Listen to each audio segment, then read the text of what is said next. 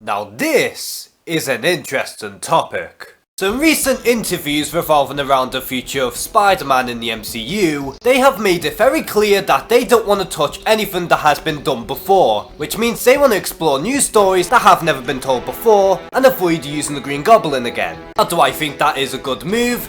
Absolutely, because the Green Goblin has been used 2 times in 2 different incarnations of Spider-Man. But do I think Norman Osborn deserves to be introduced into the MCU? And have him have a crucial role for not only just the Spider-Man films, but also the entirety of the MCU as well? Definitely. And although people would think that this would be a terrible idea because Norman Osborn is of course the Green Goblin, but you could use this character in a completely different way, at the same time plant the seeds for him to eventually become the Green Goblin for a future MCU film. And I'm going to go over as to how you could actually do the Green Goblin right in the MCU, without having to shoehorn the character in just for the sake of having another Green Goblin.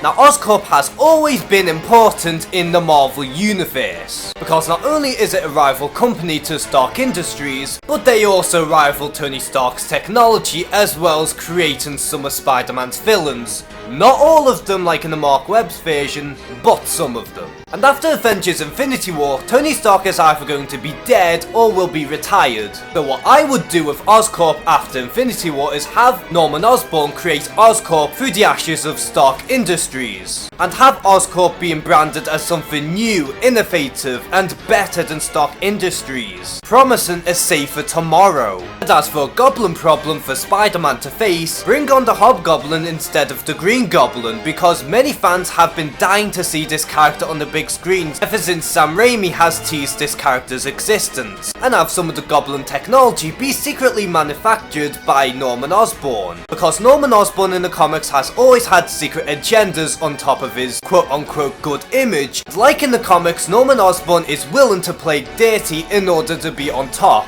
Going back to the subject of Norman Osborn replacing Tony Stark, I would have Norman Osborn don the identity of the Iron Patriot, because in Norman Osborn's mind, everyone respects Iron Man, and if he was to don a similar armour to Iron Man while sporting a similar colour scheme to Captain America, then the Iron Patriot could symbolise hope for pretty much mankind. I could imagine that the Accords would still be an ongoing problem for the MCU after Infinity War. Now, I did make a video a while back on the New Avengers and how this team in particular are against the Sokovia Accords, while the original Avengers are either in hiding or have retired. So what I would do is to have Norman Osborn as the Iron Patriot to go and assemble the Dark Avengers, and have their primary mission to hunt down the quote-unquote New Avengers. And Marvel Studios has the rights to near enough all the characters from the original Dark Avengers roster, so I don't see why not to just use these guys. No, you could use the Iron Patriot, you could use Bullseye as Hawkeye,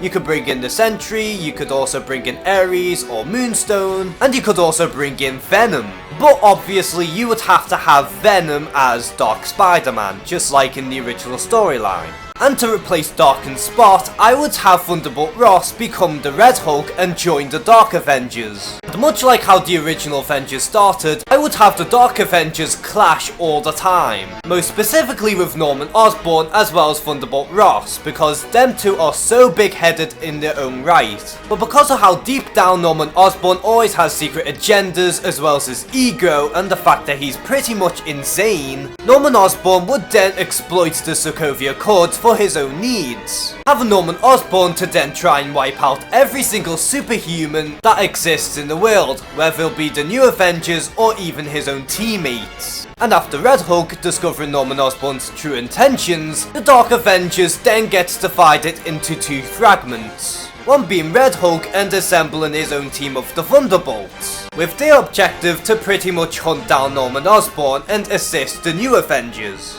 while the other side being the remains of the Dark Avengers. And after Red Hulk exposed Norman Osborn for who he truly is, of course the Dark Avengers would turn on Norman Osborn as well, but obviously Norman Osborn never gives up.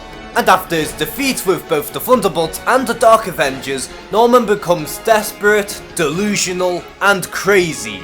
So Norman Osborn decides to use the remains of the Hobgoblin's technology, don the new identity of the Green Goblin, and have him release some criminals and have an all-round battle royale between the Thunderbolts, the remains of the Dark Avengers, the New Avengers, and the Green Goblin and his enforcers. And this is at the point where we reach to the fall of Norman Osborn. So at the end of the day, I think Marvel is doing the right decision and not using the Green Goblin for any of the Spider-Man sequels. However, I do think that they should introduce Norman Osborn, because Norman Osborn could really hold his own for an entire phase of films. And this whole storyline that I just told you guys could spread out just enough for us to have an entire phase about Norman Osborn, and how he rose to power with Oscorp and him becoming the Iron Patriot, only for his downfall as the Green Goblin. And if Marvel really wants to use the Green Goblin, then I would hold back in using the character until it's the right time. And honestly, I feel like setting up the Dark Avengers first before the Green Goblin's arrival would make a whole lot of sense. And honestly, it's way better than having the Green Goblin fighting off against just Spider-Man all over again. So do you particularly want to see the Green Goblin in the MCU, and do you like my ideas on how I would personally tackle the Green Goblin? Comment below and share some thoughts. And as always, thank you guys for watching this video, please like and subscribe, take care and have a good one.